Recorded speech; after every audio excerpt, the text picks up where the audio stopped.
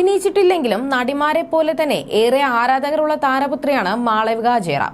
മാളവികയുടെ വിശേഷങ്ങൾ അറിയാൻ ആരാധകർക്ക് താല്പര്യവും ഏറെയാണ്. തന്റെ സോഷ്യൽ മീഡിയ അക്കൗണ്ടിലൂടെ ജീവിതത്തിലെ സന്തോഷങ്ങളെല്ലാം മാളവിക പങ്കിടാറുണ്ട്.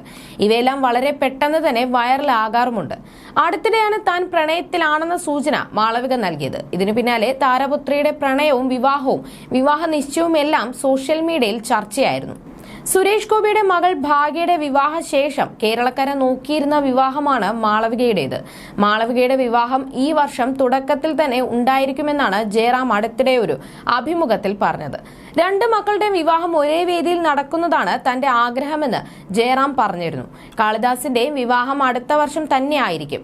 എന്നാൽ രണ്ട് വിവാഹവും ഒരുമിച്ചാണോ അല്ലാതെയാണോ എന്നുള്ളതിൽ കൃത്യമായ വിവരങ്ങൾ ഇതുവരെ പുറത്തു വന്നിട്ടില്ല.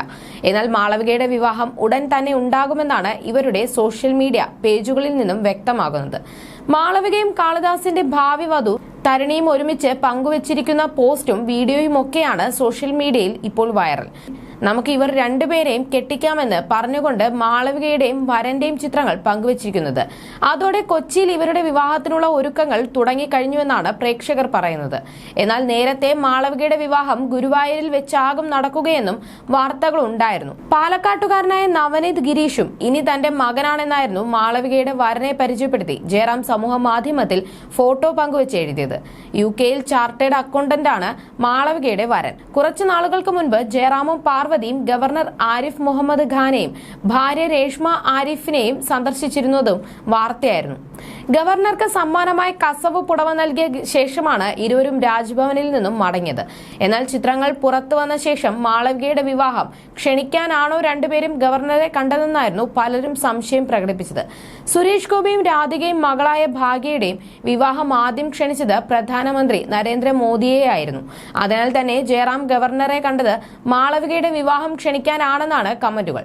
പുടവയ്ക്കൊപ്പം വിവാഹ ക്ഷണക്കത്ത് നൽകിയെന്നും പറയപ്പെട്ടിരുന്നു.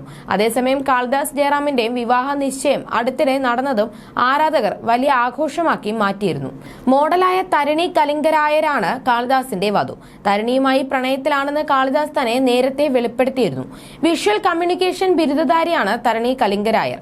തരുണി കാളിദാസ് ജയറാമിനൊപ്പമുള്ള ഫോട്ടോയിൽ ജയറാമിനെയും പാർവതിയെയും മാളവിക ജയറാമിനെയും ഒന്നിച്ച് കണ്ടതോടെയാണ് താരം പ്രണയത്തിലാണെന്ന് ആരാധകർ ഉറപ്പിച്ചത്.